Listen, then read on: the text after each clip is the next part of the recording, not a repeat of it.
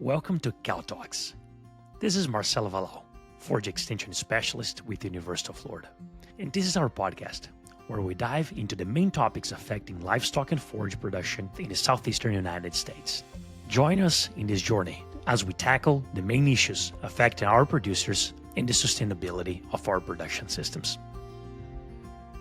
Welcome to Cal Talks. I'm Marcelo Valau, Forage Extension Specialist and Associate Program Leader with the University of Florida IFAS. Today, our guest is David Zierden. David is our state climatologist, and he's a recurrent guest here in Cal Talks podcast. And we're here to talk a little bit about what happened this summer in terms of weather and what is the weather forecast coming this fall planting season as people are gearing up for planting our cool season forage crops. David, welcome.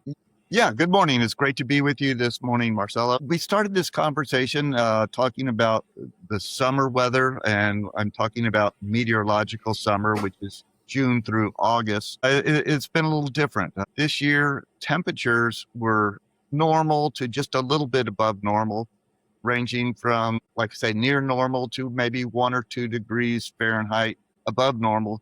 But that's a very pleasant change from the previous 2 summers, where the state of Florida experienced record or near record temperatures. So we've had a little bit of reprieve from the heat this summer. Rainfall has been kind of a mixed bag depending on which area of the state you've been in. And it's kind of shifted.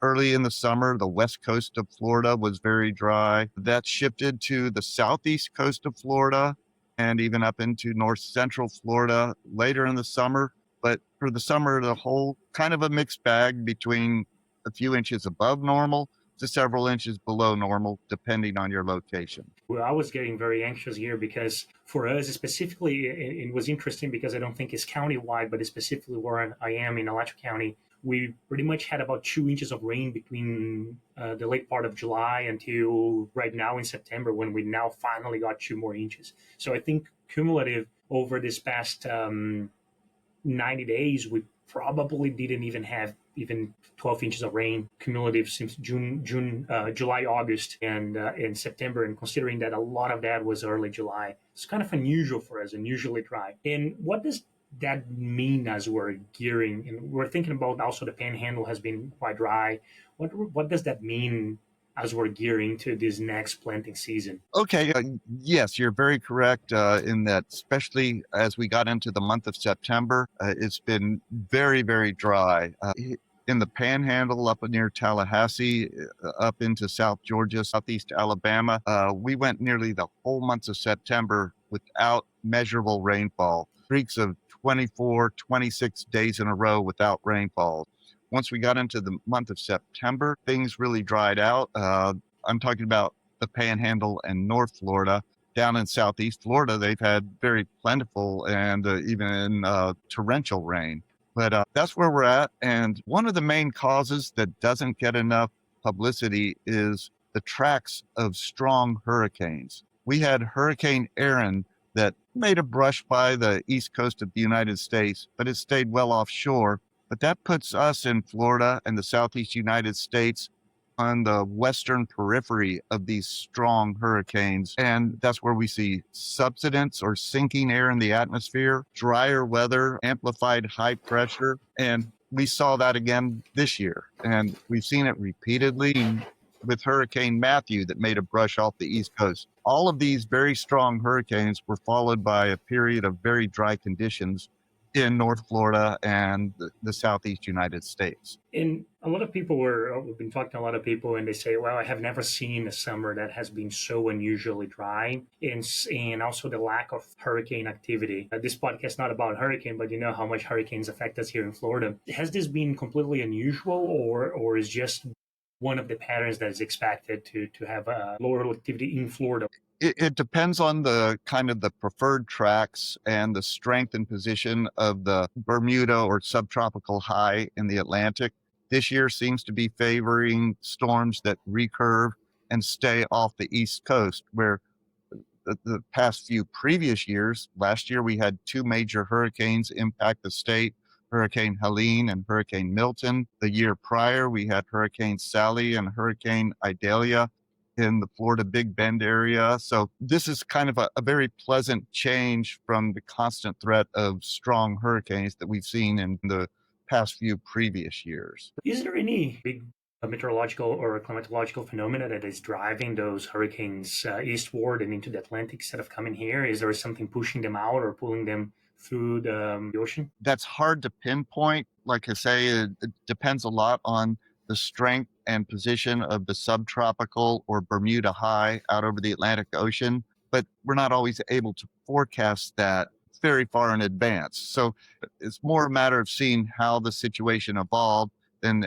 being able to forecast it. But there is another factor. This year we were forecast to be in neutral conditions in the Pacific Ocean, which is kind of the in between El Nino, or very warm water in the tropical Pacific, which is known to inhibit hurricane formation. And the other phase, which we went through last year, is La Nina, or very cold water in the tropical Pacific, which favors a more favorable environment for hurricane formation in the Atlantic Basin. This year, we were forecast to be in neutral conditions, but things have changed quickly over the last month or so, and it looks like we are close to being in that cold water or La Nina conditions again. And long story short, an old study done at our center shows that the La Nina phase does favor a more active season, but also storm tracks that head up the east coast of the United States and not as much into the Gulf of Mexico or South Florida. Very interesting. The El Nino La Nina phases also affect a lot of the climate here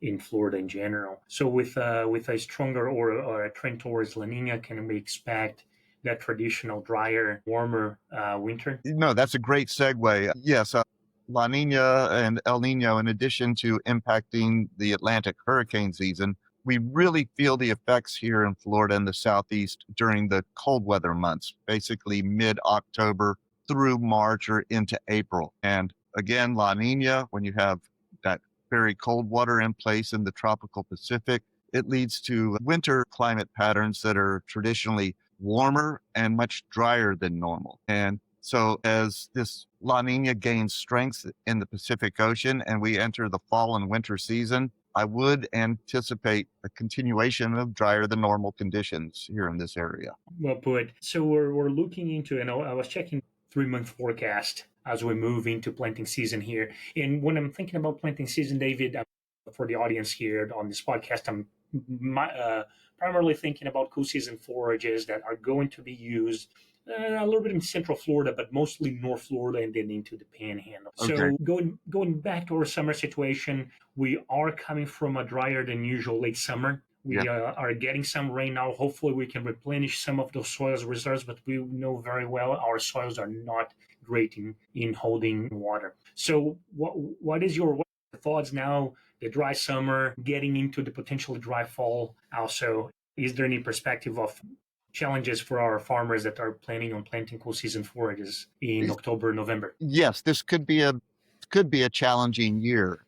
The factors are kind of lining up against us right now. I talked about this hurricane track that stays out in the Atlantic off the East Coast, bringing us amplified high pressure and drier conditions. And right now we have two systems that are following that same track, Imelda and Umberto. And I actually looked at the satellite this morning, and it's crystal clear and dry over Georgia, Alabama, North Florida. So that's going to play a factor. A second factor is just the climatology of this area. October is the driest month of the year in much of the area, and we can typically only expect 2 to 3.5 inches or so in the month of October. So it's a traditionally dry time on top of that. And then we talked about the developing La Nina conditions in the Pacific Ocean, which also tips the scales towards drier than normal. So right now, in the way I see it, is that these factors are all lining up against having good rainfall this fall and into the planting season for forages. Not the best news in the world, but that's kind of the way I see it now. And you mentioned the 3-month outlook from NOAA's Climate Prediction Center. And also they do a week 2 or 8 to 14 day outlook. I looked at the current ones this morning and they feel a little overly optimistic to me. If I was a betting man, I'd bet more on the drier side of things than even the official NOAA outlooks.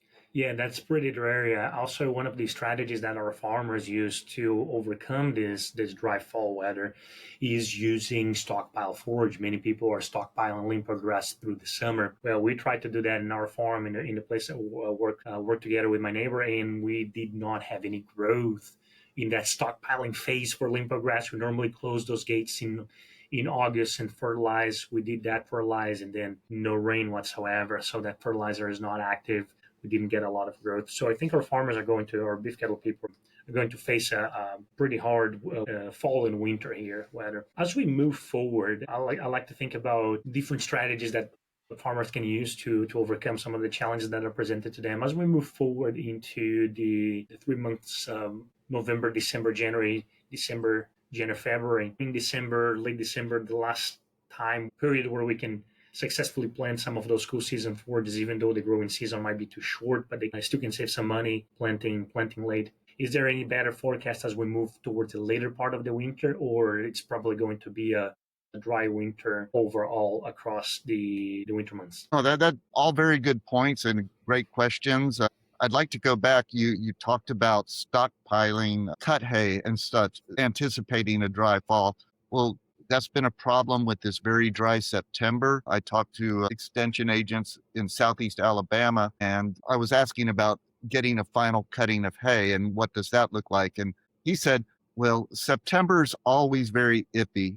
You never really count on September or early October cutting, but it's nice when it happens. But it looks like this is one of the years where it's really not going to happen, and we're not going to get that final cutting of hay. So that makes stockpiling cut feed even more difficult. As we get into the planting season, November, December, we still anticipate rainfall from winter systems, frontal systems, mid-latitude, low pressure. So that will happen, whether it's more or less than normal. That still will happen in the Panhandle and North Florida. But as you know very well, kind of the Swanee River Valley is kind of the transition zone between getting that plentiful fall and winter rainfall and the extended dry season that the rest of the peninsula experiences most years. And so as you get further south from the Swanee down through Alachua County into Marion County, that fall and winter rainfall you can't count on it nearly as much as in North Florida and the Panhandle. So that's always very tough for decision makers and what you can plant, what the rainfall will support. Yeah, I completely understand that. We struggle here. Sometimes we're waiting for those cold fronts to come and drop the temperatures down and get a little bit of rain in sometimes mid-December, late December, or even January by the time we start getting a little more relief in that weather. Sounds like we're going to face a pretty interesting winter. I think one of the recommendations I always give to farmers is plan ahead. Don't wait until the last minute, because if you need to purchase forage, if you need to purchase concentrate, it's going to get more expensive as we move forward, as more people are Yes. needing that because demand goes high. So planning ahead of time and getting sufficient forage to go through the winter, considering we might not be able to get a lot of growth during the winter. One of the other sides of a warmer winter, especially for those that aren't using some of the recommended high-end varieties of Bermuda grass like New Oil, to some extent Tiflin 85, but especially Bahia grass like Tifquik and Riata, which are forages that are longer growing season, and even limpo grass, is that normally we see when there is a milder winter, especially if there's a little moisture at the tail end of the winter, we have an early onset of growth in the springs. Hopefully we can count on that and start getting some good grazing and cutting potentially as early as March next year. What do you think about that? That could be a strategy that can help our farmers moving forward from the winter into next spring? No, that sounds like a very good strategy. Again, if this La Nina conditions continue to develop, I would anticipate a warmer spring, earlier onset to the growing season. And also we can look at just long-term trends here in the state of Florida. The climate of Florida is warming. We've seen nearly a 3-degree Fahrenheit increase in average temperatures over the last 20 to 30 years here in the state of Florida. So that would be good news as far as an earlier growing season and earlier start to the summer and spring forage. However, in trying to find a correlation between late season freezes, these late season cold outbreaks that can occur as late as late March, even into April, I have never found a strong correlation with anything. It's very random. Springtime weather patterns are very volatile, and I've never found a good correlation, whether it's the phase of the Pacific Ocean, the previous winter. So it's something that we just have to be aware of, that there could be a late season freeze or cold spell that would kind of shut everything down when you think you might have an early start. Yeah, the famous Easter frost or something like that. It's You've frequent. heard that before, is that if it's a late Easter, then you're going to have a late frost. But Late frost. I don't know if that bears out. And also, correlation is not necessarily causation either. Correct. But it's always, if you want to get a frost, then let's get some sorghum planted early, and we're going to get a frost, and then that's going to damage that sorghum. At least that's for me what happened. Every time I decide to get some sorghum planted earlier than mid-April, I'm going to get some cold weather coming through and damaging that crop. But it's of course there's no correlation. There's no causation into that, but it's interesting to see. Yeah, but at least those are different strategies that we can put into our bucket as we plan our next moves. That's very interesting how things are shaping in. We're gonna keep an eye on the weather. Hopefully, get some more updates as we approach the planting season. Well, it's a couple of weeks out of the recommended dates, and we're moving quickly into that planting season. David, anything else that's important to bring to our listeners that you'd like to share with them about the forecast, or about the different types of work that you're developing and tools that you may have to want to share with them? No, one thing I do want to mention, I know I've been kind of dire in anticipating continued dry conditions as we go into the fall and winter, but also this is weather. One tropical system, a very wet tropical system, whether it's a hurricane or just a tropical depression, or even just a slow moving or stationary cold front, could bring a lot of rainfall and really change the outlook in the game significantly. So that's also a possibility. That's something that's still on the table, especially as we get into the month of October. One of the preferred formation regions for hurricanes and tropical storms is the Northwest Caribbean and the Southwest Gulf of Mexico. And these storms really tend to track northward and impact our area, as we've seen in recent years. So that's still a possibility. A lot of what I was kind of forecasting was in the absence of a significant tropical systems like that. Of course. No, understood. Hopefully we can get something, but it's hope is not a very good planning strategy also. So we need to be prepared for what it comes. My old cross country coach and track coach, he loved to say that hope is not a plan. Exactly. Yeah. David, thanks so much for joining us in the Cow Talks podcast today. Please, for our listeners, if you want to get a little more information, our website is climatecenter.fsu.edu. I would also encourage listeners to pay close attention to the U.S. Drought Monitor that comes out every week. Myself and the National Weather Service offices in the state are very active in making recommendations and getting the state of Florida depicted. Speaking of the Drought Monitor, in just the last week or two, we have seen the development of moderate and even severe drought in the Florida Panhandle and the Tallahassee area. So that's something we're monitoring closely, and we try to make this map, as reactive and proactive as possible to keep people informed. Fantastic. Thanks for that. Thanks for sharing those tools. And if you want more information, always contact your local extension agent.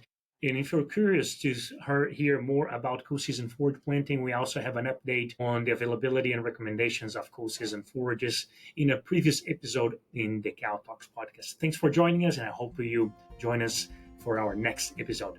All right. Thank you very much. Awesome. Thank you, David. Cow Talk Podcast was brought to you by the University of Florida Forage Team with technical support from the University of Florida College of Agriculture and Life Sciences, Faculty Instructional Resource and Support Team. This episode was produced by Marcelo Valal, Olivia Maule, and Ashley Kanabrowski.